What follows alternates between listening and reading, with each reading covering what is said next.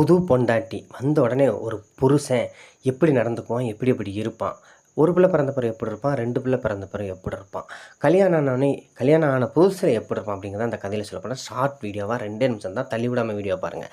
அதாவது எங்கள் ஊரில் மகாதேவன் ஒருத்தர் இருந்தான். அவன் என்ன பண்ணான், அவங்க அத்தை பொண்ணை லவ் பண்ணி கல்யாணம் பண்ணான். வீட்டோட எதிர்ப்பை கல்யாணம் பண்ணி வீட்டுக்கு கொண்டுட்டு வந்து தனியாக ஒரு குடித்தனம் வச்சான். அதாவது அவங்க வீட்டில் சேர்க்க மாட்டேட்டாங்க, வாடகை வீடு எடுத்து 2 பேரும் தனியாக வாழ்ந்து வந்தாங்க.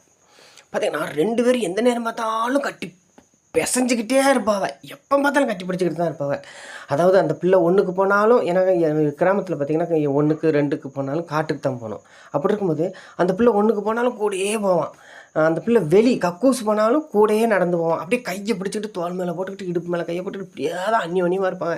நானே பார்த்து எரிச்சப்பட்டிருக்கேன், இது என்ன கழுதிக, எந்த நேரம் பார்த்தாலும் இப்போ ஒட்டி பிணைஞ்சிக்கிட்டு இருக்காவ, கல்யாணம் ஆனது இப்படி வரணும் அப்படின்ட்டு எல்லாம் நினச்சிருக்கேன். அப்புறம் பார்த்தோன்னா கல்யாணம் ஆன புதுசில் பார்த்திங்கன்னா அவளுக்கு கடையில் என்னென்ன இருக்கோ அத்தனையும் வாங்கிட்டு வந்துடுவான். லட்டு ஸ்வீட்லேருந்து வாங்கிட்டு வந்துடுவான். மல்லிகைப்பூ இல்லாமல் வீட்டுக்கு வரமாட்டான். அப்படி இருந்தான். ஒரு பிள்ளை பிறந்தது, அப்புறம் அந்த மல்லிகைப்பூ வாங்கி கொடுக்குறது குறைஞ்சிது. 2 பிள்ளை பிறந்தது, தீமண்டை வாங்கி கொடுக்குறது, அது வாங்கி கொடுக்க குறைஞ்சிது. அப்புறம் இந்த பொண்டாட்டி என்ன பண்ணால் அதெல்லாம் எதிர்பார்த்து கேட்க சண்டை போட, ஏன்னா கல்யாணம் ஆன புதுசில் மல்லிகைப்பூ வாங்கிட்டு வந்து அது வாங்கிட்டு வந்து இப்போ ஒன்றுமே வாங்கிட்டு பண்ணி 2 இதுக்குள்ளே சண்டை வந்துச்சு. இப்படியே காலப்போக்கில் இப்படியே போய்கிட்டு இருந்தது. அப்புறம் பார்த்தோன்னா அவன் ஒன்றுக்கு இருக்க படம் தனியாக போகிறது, வெளியே இருக்க படம் தனியாக போகிறது, இவன் கண்டுக்கிறதே கிடையாது. இப்போ பார்த்தீங்கன்னா 2 பேரும் எளியும் புளியுமாக தான் இருக்காங்க. பிள்ளை வயசுக்கு வந்துடுச்சு.